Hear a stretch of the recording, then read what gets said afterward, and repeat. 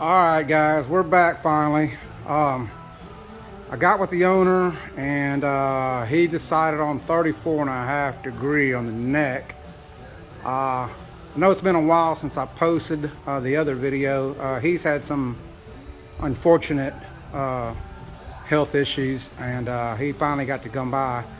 Okay, as I said in the previous video, first thing we're going to do right here is cut the frame right there, and then I'm gonna clean all this mess up and then put the stock neck on the chop source jig, and we're gonna go from there. So let me get that done, and then I'll cut that off, and then we'll come back. All right, stay tuned.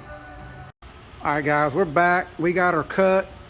I was gonna cut the whole motor mount off, but I figured, nah, I'll just leave it so that this little sub jig that I made will hold the frame all together and nothing will spring and everything's like it was. We've got our neck cleaned up. As you can see, it's at 55.4. 55.5 would be perfect, but that's close enough, and that would give me a 34.5 degree rake, you know. So we are gonna have to machine us a slug and then cut and coat our tubing for the neck. I'll get that done. So like I say, you don't need to see me do all that. That's just boring stuff. So we'll come back after I do that and see how good of a fit we wind up with on there. It's starting to get hot in the shop here. I'm in Texas. I don't know how much longer I'm gonna hang around, but we'll get something done. All right. Come on over here, Martin. All right, I got the coat made for the neck. Now, I just did this with a cone rock and grinder. You know, it's no real big science. And all you gotta do is kind of make you an angle and make it random, and then just whittle at it. It's not that big of a deal. So back up here on the neck part, I put some washers in to bring the neck up so that, you know, as I'm whittling, I can go back and forth and back and forth. And you see that it makes a fairly good fit right there. So now we're just gonna come and cut right here. And then, like I said, we're gonna machine our slug. We'll do that next. And then I'll take these washers out and we'll drop it down. And you know, if we gotta whittle some more, yeah, we'll go some more on it. But that's pretty close right there. I think that will get us, you know, for the backbone. That'll be on the next video. Stay tuned. All right, guys, we got our piece machined. It was nothing more than a piece of heavy wall pipe. If you look close, you can see a little ridge in the center there. I left a little bit in the center so that it wouldn't slip inside the down tube on the jammer frame.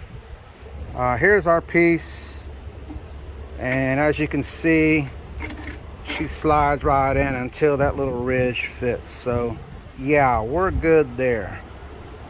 By the way, check out this old school vise. It's a heavy mofo. Look at this thing.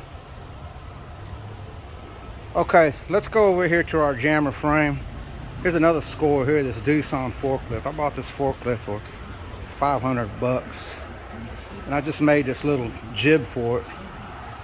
It'd be helpful around the shop. I just built that this weekend. I've already put it to use. But anyway, back to our frame here. You know, I find it amazing that this frame right here on the inside, if you look where I had to grind, it was, I don't know if you can see it or not, it wasn't even seamless tubing. It actually had a seam inside here. Now, why does that matter?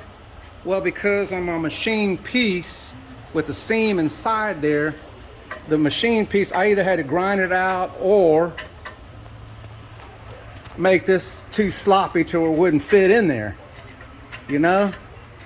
And I can't believe that whoever made this frame, be it Jammer or whoever, did not use, I'm sorry for all the, did not use seamless tubing. I don't know.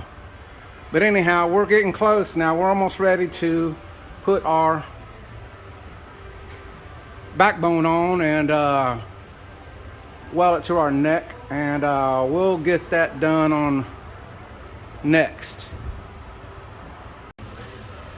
Okay, we got it in there and looks pretty good. Got a nice little fit right there. And here is our gap. Now you might say, hey Rod, that's a big gap. Like your weld-on hardtails from TC Brothers, Lowbrow, whoever, they tell you to go about 1/8 of an inch.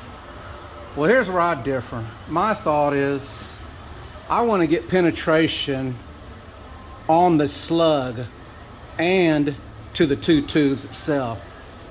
Now, is that a correct way to doing it? By no means am I saying I'm right, but my thought is, if you're tying into the slug, instead of just making not even a hole penetration butt weld on the tube, you're getting actually more metal in there and thus a stronger weld.